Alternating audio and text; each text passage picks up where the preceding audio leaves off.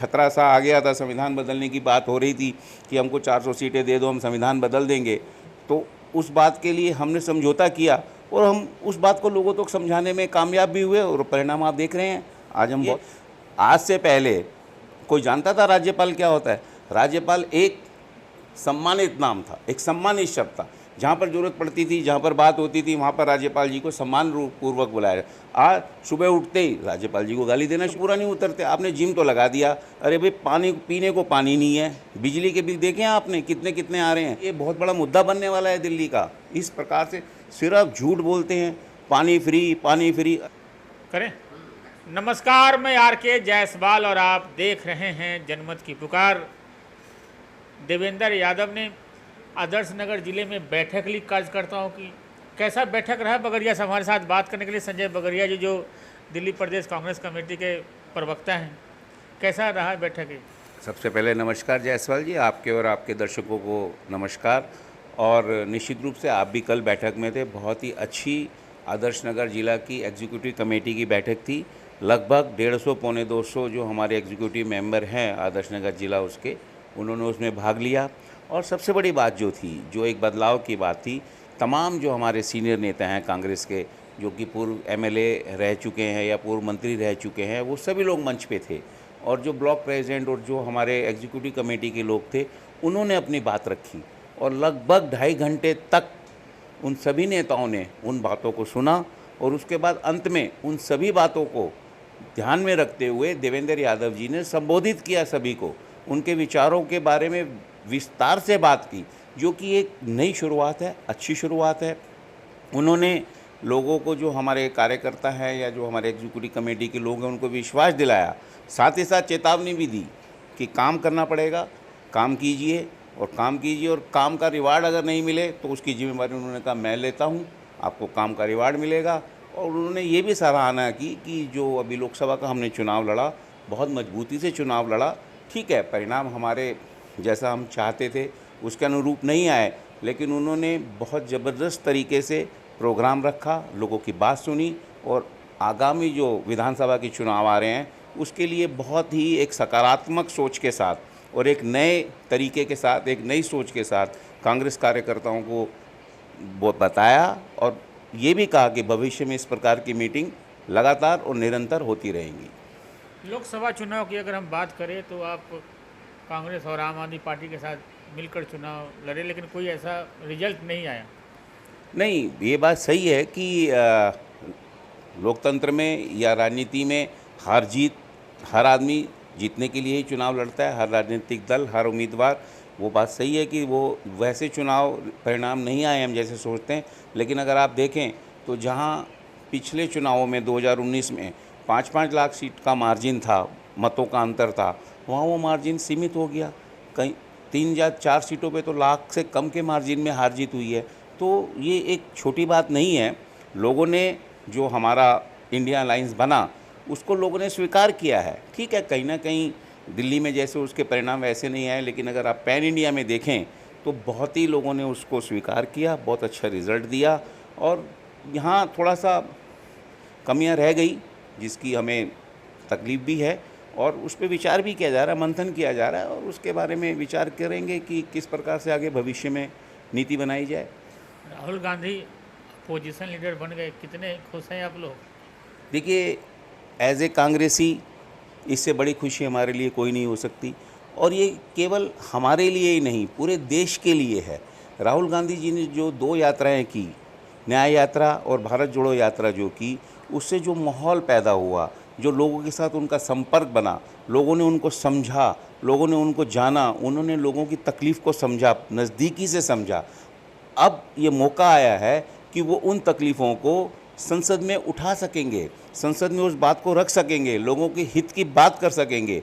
और मैं ये समझता हूँ कि कांग्रेसी होने के नाते मेरे लिए इससे बड़ी खुशी का दिन कोई नहीं हो सकता। और मैं तो ये कहूँगा कि पूरे हिंदुस्तान के लिए ये बहुत खुशी की बात है कि राहुल गांधी जैसा नेता जो है हमारे जो है सदन में विपक्ष के नेता का पद पे रहेंगे और आगे आगे देखिएगा कि जो दिल्ली हिंदुस्तान की जनता की जो आवाज़ है उसको पुरजोर तरीके से वो सदन में उठाएंगे। दिल्ली के मुख्यमंत्री अरविंद केजरीवाल की मुसीबतें कम होने का नाम नहीं ले रही। पहले ईडी का था, अब सीबीआई ने उन्हें गिरफ्तार किया है। देखिए, ये बात आपकी सही है कि उनकी मुसीबतें कम नहीं हो रही, लेकिन हमें ये भी देखना पड़ेगा कि उस मुसीबत के ज़िम्मेवार कौन हैं। वो स्वयं उस मुसीबत के ज़िम्मेवार हैं। वो जो एक बात कह के आए थे, लोगों को जो एक भ्रमित करके आए थे कि भ्रष्टाचार के खिलाफ़ हम लड़ेंगे, जिन जिन को भ्रष्टाचारी कहते थे, आज माफ़ कीजिएगा वो सब तो स्वतंत्र हैं और ये खुद अंदर हैं। तो आप समझने की प्रयास कीजिए, इन्होंने लोगों के साथ धोखा किया। अब लोगों को समझ में आ गई है, बिल्कुल इसमें शक नहीं है कि जब भी उनके साथ कोई अच्छी घटना घटित होने की बात, संभावित बात होती है, तो कोई ना कोई घटना घटित होती है, क्योंकि इतने सारे इनके भ्रष्टाचार के वो हैं, 1 छोड़ 2 छोड़ 3 छोड़, कोई भी तो ऐसा विभाग नहीं है जहाँ इन्होंने भ्रष्टाचार नहीं किया। और फिर सबसे बड़ी बात आप देखिए, मैंने आज तक ऐसा कोई मुख्यमंत्री या पार्टी का जो है, जिसको कहते हैं संयोजक, नहीं देखा जो अपने ही आदमियों पे इल्ज़ाम लगा रहे हैं। मुख्यमंत्री होते हुए कह रहे हैं, मैं अभी सीबीआई में अभी टीवी पे देख रहा था, वो कह रहे हैं मेरा कोई लेना देना नहीं है जी, सिसोदिया जी ने किया जो कुछ किया। अरे भाई, ऐसे कैसे हो सकता है? कैबिनेट में मुख्यमंत्री के परमिशन के बिना कैसे कोई निर्णय लिया जा सकता है? वो कह रहे हैं सिसोदिया जी ने किया है। ऐसे वो विजय नायर के बारे में कह रहे हैं, वो तो आतिशी जी और भारद्वाज जी के आदेशों पे काम करते थे। तो ये बड़ा गलत परिपाटी डाल रहे हैं, राजनीति को निचले स्तर पर ले जा रहे हैं। लोग पूछ रहे हैं, क्षेत्र में जाता हूँ कि केजरीवाल जेल में, फिर भी कांग्रेस ने गठबंधन किया इनके साथ। देखिए, मैं आपको फिर बताऊं, मैंने पहले भी आपको कहा और बहुत सारे चैनल्स पे, क्योंकि प्रवक्ता होने के नाते मुझे जाना पड़ता है, जाता हूं, मुझे अवसर मिलता है, हमने बार बार कहा, हमने गठबंधन केजरीवाल जी के साथ नहीं किया था। हमारा एक इंडिया गठबंधन था जिसका एक हिस्सा एक पार्टी के रूप में केजरीवाल जी भी थे। अब अगर इस प्रकार से आप देखें तो पंजाब में तो हम उनके साथ नहीं थे, तो आप ये हम पे इस प्रकार का आरोप या किसी प्रकार की बात नहीं कह सकते। ठीक है, वो एक राष्ट्रीय हित में लार्जर उसके पर्सपेक्ट में हम लोगों ने एक समझौता किया। बहुत सारी पार्टियां चाहती थी कि हम लोग मिलके लड़ें और कहीं ना कहीं हम उसको इस प्रकार से एक जो लोकतंत्र के बारे में खतरा सा आ गया था, संविधान बदलने की बात हो रही थी कि हमको 400 सीटें दे दो, हम संविधान बदल देंगे। तो उस बात के लिए हमने समझौता किया और हम उस बात को लोगों तक समझाने में कामयाब भी हुए और परिणाम आप देख रहे हैं। आज हम बहुत अच्छे नंबर के साथ हैं और भारतीय जनता पार्टी जो कि 400 पार का नारा करी थी, अपने दम पे सरकार भी नहीं बना पा रही है। दिल्ली में जल संकट कम होने का नाम नहीं ले रहा और जल मंत्री आतिशी पहले सत्याग्रह कर रही थी, हॉस्पिटलाइज हैं। देखिए केजरीवाल जी, दिल्ली का जल संकट जो है, जिस प्रकार से इनकी नीतियां रही हैं, उस प्रकार से जल संकट किसी भी तरीके से कम नहीं हो सकता। और इसमें अधिक जिम्मेवारी जो सत्तारूढ़ दल है, आम आदमी पार्टी है, लेकिन बराबर की जिम्मेवारी केंद्र सरकार की भी है। दिल्ली एक केंद्र शासित प्रदेश है। दिल्ली में 7 सांसद भाजपा के हैं और 3 राज्यसभा सांसद आम आदमी पार्टी के। मुझे बता दीजिए उन 10 सांसदों का क्या रहा, उन्होंने क्या ज्ञापन लेके गए वो केंद्रीय जल मंत्री के पास? क्या राष्ट्रपति जी को ज्ञापन दिया? क्या हरियाणा के मुख्यमंत्री से बात करने का प्रयास किया?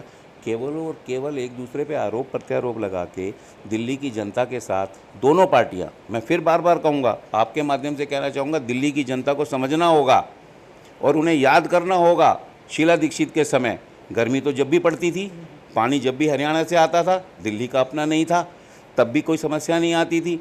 और ये बार बार कहते थे Kejriwal ji, tanker mafia 48 point कितने % चोरी हो जाती है, मैंने सारी रिसर्च कर ली है, अगर वो ज़मीन में जाता है तो ज़मीन का पानी भी ऊंचा होना चाहिए था। अब वो रिसर्च कहाँ गई?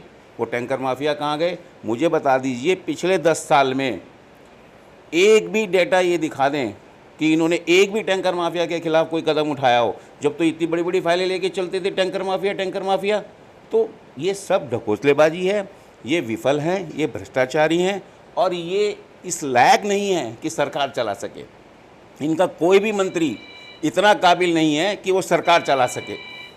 तो इसलिए ये दिल्ली की जनता को समझना होगा कि पहले भी ऐसा होता था, शीला दीक्षित जी, हमारी कांग्रेस की सरकार राज्य में होती थी और केंद्र में वाजपेयी जी की सरकार होती थी, लेकिन सामंजस्य से बिठाया जाता था। मुझे बताइए, आज से पहले कोई जानता था राज्यपाल क्या होता है? राज्यपाल एक सम्मानित नाम था, एक सम्मानित शब्द था। जहाँ पर ज़रूरत पड़ती थी, जहाँ पर बात होती थी, वहाँ पर राज्यपाल जी को सम्मान पूर्वक बुलाया। आज सुबह उठते ही राज्यपाल जी को गाली देना शुरू कर देते हैं। प्रदेश विधानसभा में स्पेशल सत्र बुलाएंगे। कौन होता है राज्यपाल? दिल्ली के मालिक हम हैं। अरे भाई, दिल्ली के मालिक अगर तुम हो तो पानी की जिम्मेवारी किसकी है? किसके खिलाफ बैठी थी आतिशी जी धरने पे? जिम्मेवारी किसकी है? आतिशी जी की है। और अस्पताल में वो जो गई हैं 4 दिन बाद ही, उसके बारे में तो स्वाति मालीवाल जी ने ट्वीट करके सब कुछ स्पष्ट कर दिया। मुझे कहने की ज़रूरत ही नहीं है, स्वाति मालीवाल जी ने जो लिखा है वो अपने सबने पढ़ा है, पूरी दिल्ली ने पढ़ा है। तो ये सब ये ड्रामा करते हैं, अपनी जिम्मेवारी दूसरे पे डालते हैं। ये खुद मुसीबत हैं, दूसरों के लिए मुसीबत बन रहे हैं। दिल्ली वालों ने परेशानियां दूर करने के लिए इनको चुना था, ये खुद परेशानी बन गए हैं अब दिल्ली वालों के लिए। तो दिल्ली की जनता समझ चुकी है। आने वाले विधानसभा में आप देखिएगा, हम देवेंद्र यादव जी के नेतृत्व में बहुत अच्छे परिणाम आपको दिखाएंगे। दिल्ली सरकार के पूर्व कानून मंत्री जितेंद्र सिंह तोमर से हमारी बातचीत हो रही थी। करे सारे पार्कों में जिम लगा दिए, 51 जिम लगा दिए, 51 जिम, उसका उद्घाटन कर रहे हैं। लोग खुश हैं, कह रहे हैं बहुत लोग खुश हैं। कैसे लड़ेंगे आप लोग उनके सामने? देखिए, जितेंद्र तोमर जी बहुत खुश हैं, बड़ी अच्छी बात है। उन्होंने जिम लगाए और मेरे ख्याल ये तो पूरी दिल्ली में लगे हैं। ठीक है, उन्होंने अपने क्षेत्र में कार्य किया है, लेकिन कार्य तो शीला दीक्षित जी ने जितना किया था उतना तो मेरे ख्याल से आज तक कोई भी नहीं कर पाया। प्रश्न ये नहीं है, प्रश्न ये है कि आज की तारीख में लोगों की आपसे उम्मीद क्या है, आपसे आकांक्षाएं क्या हैं, आप उसमें पूरा नहीं उतरते। आपने जिम तो लगा दिया, अरे भाई पानी पीने को पानी नहीं है। बिजली के बिल देखें आपने कितने कितने आ रहे हैं? इतने जितना बिजली के यूनिट इस्तेमाल नहीं होती उससे ज़्यादा फिक्स चार्जेस और टैक्सेस हैं। और अभी ये बहुत बड़ा मुद्दा बनने वाला है दिल्ली का। इस प्रकार से सिर्फ झूठ बोलते हैं, पानी फ्री पानी फ्री। अरे जी, बेचारों ने 2 महीने में टैंकरों से पानी ले लेके इतने पैसे दे दिए जितने 10 साल में शायद बचाए भी नहीं होंगे। यही हाल बिजली के बिलों का है। 20-20 हज़ार, 30-30 हज़ार, 35-35 हज़ार रुपये के बिल घरों के आ रहे हैं। तो ये सब ढकोसलेबाजी है। जहाँ तक आपने तोमर जी की बात की, तोमर जी ने तो पिछली दफ़ा भी 500 काम गिनवाए थे, लेकिन 22,000 से मार्जिन इस बार ज़्यादा काम गिनवा रहे हैं। हाँ, तो 22,000 से 11,000 मार्जिन रह गया था। तो ध्यान से गिनवाएं काम, कहीं 11,000 से माइनस में ना आ जाएं। ध्यान से गिनवाएं काम। पिछली दफ़ा 550 काम गिनवाए थे, तो 22,000 से जब वो जीते थे 2015 में, 2020 में वो मार्जिन 11,000 रह गया था। और अब की दफ़ा मुझे उम्मीद नहीं लगती है कि 11,000। और फिर क्या क्या काम नहीं करवा पा रहे तोमर साहब जो आप नहीं, मुझे एक बात बताएं, आप मुझे एक बात बताएं। आप कहते हैं तोमर साहब ने इतने काम कराए, सारी समस्याएं ख़त्म हो गई। अभी खंडेलवाल जी ने वो सड़क पे वो बुलाई थी, जन चौपाल लगाई थी, उसमें पहले दिन ही कितनी समस्याएं आ गई थी। तो फिर क्या काम हुए?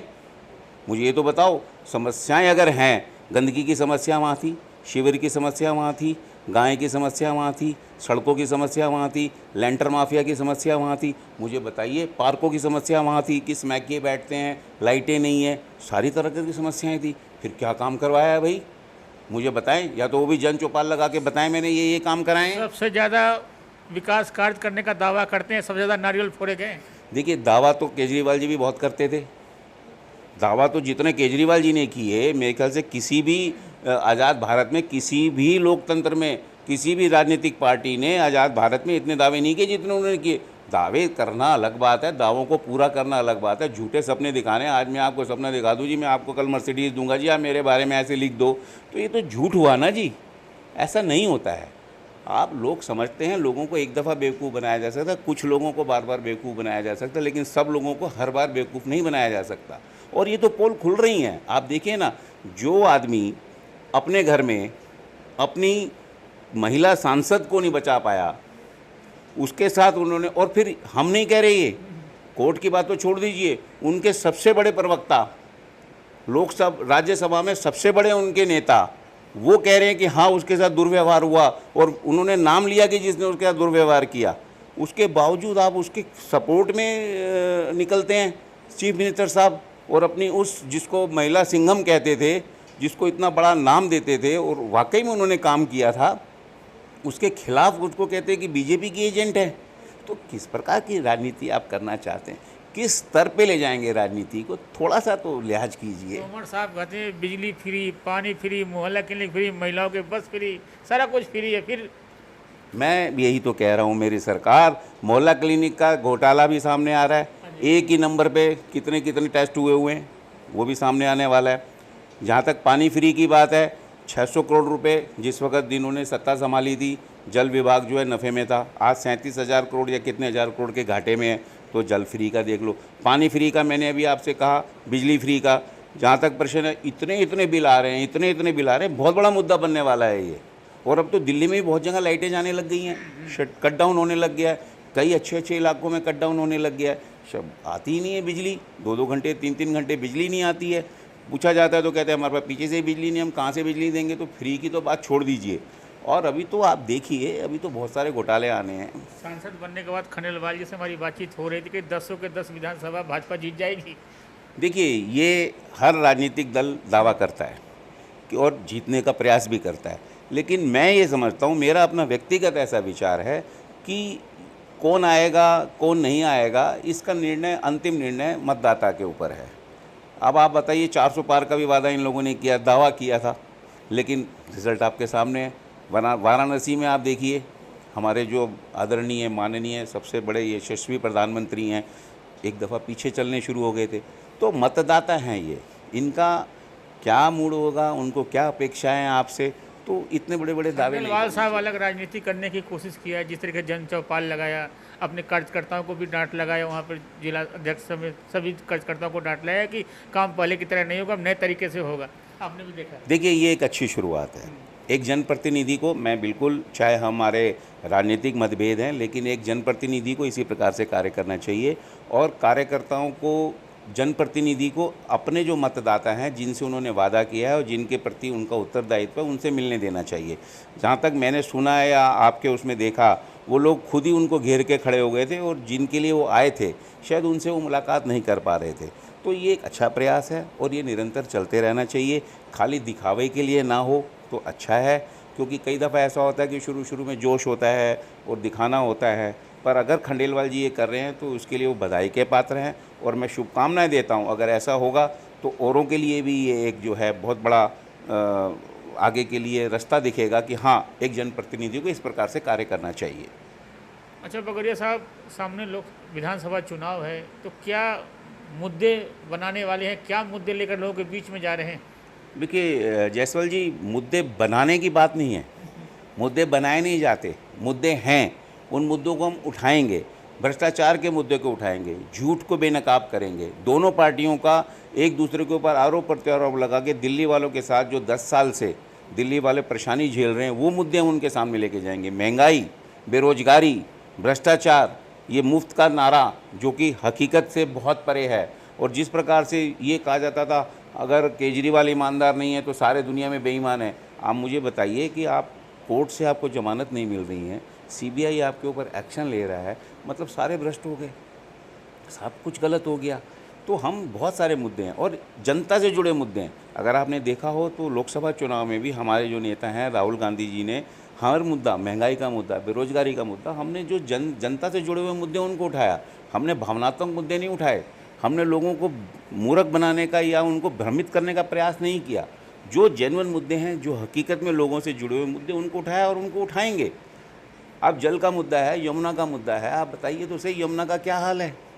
आप देखिए जिस वक्त वो अपने बिहार के वो जो छठ पूजा होती है, हालत क्या होती है वहाँ पे, हैं। आप जा सकते हैं वहाँ पर, कितना बड़ा त्यौहार हो गया। और आज की तारीख में पूर्वांचल के कितने लोग दिल्ली में बस चुके हैं। उनको ट्रेन नहीं मिलता ना जाने के लिए। किन को ट्रेन नहीं मिलता? पूर्वांचल को जाने के लिए ट्रेन नहीं, ऐसा नहीं है। अब तो पूर्वांचली दिल्ली के वासी हो गए हैं।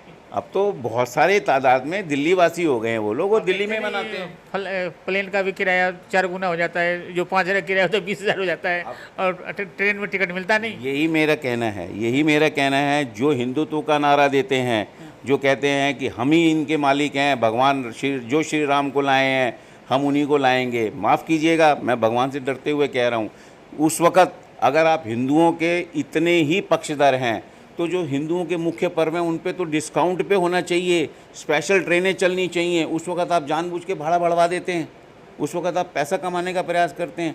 आपके जो उद्योगपति लोग हैं वो उसका फ़ायदा उठाते हैं। तो फिर कैसा हिंदुत्व है?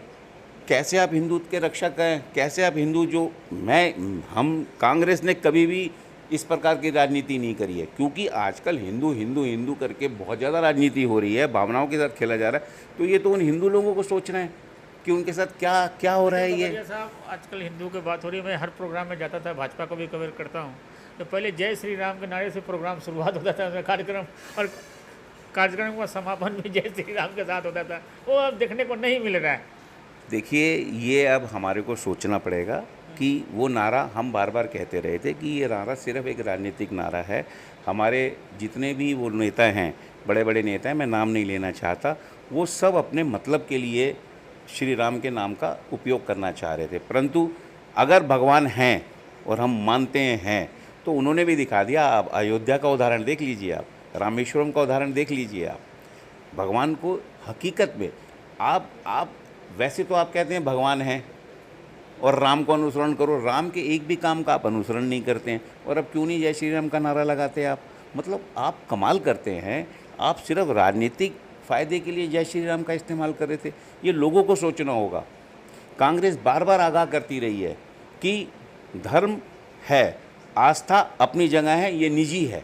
मैं किसको मानता हूँ, मैं किसको नहीं मानता, ये मेरा निजी है, निजी मामला है, बिल्कुल निजी है। लेकिन आप उसको भावनात्मक रूप से उछाल के और राजनीतिक फ़ायदा उठाना चाहते थे, तो लोगों ने उसका परिणाम आपने देखा।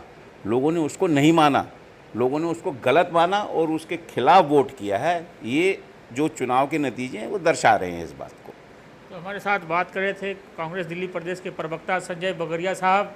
इन्होंने बहुत सारे आम आदमी पार्टी और भाजपा पर आरोप लगाए हैं। मिलते हैं किसी और खबरों के साथ। नमस्कार। अगर आपने हमारा अभी तक चैनल सब्सक्राइब नहीं किया है तो कृपया चैनल सब्सक्राइब कर लें, लाइक करें, शेयर करें, कमेंट करें। तो मिलते हैं फिर किसी और खबरों के साथ। नमस्कार।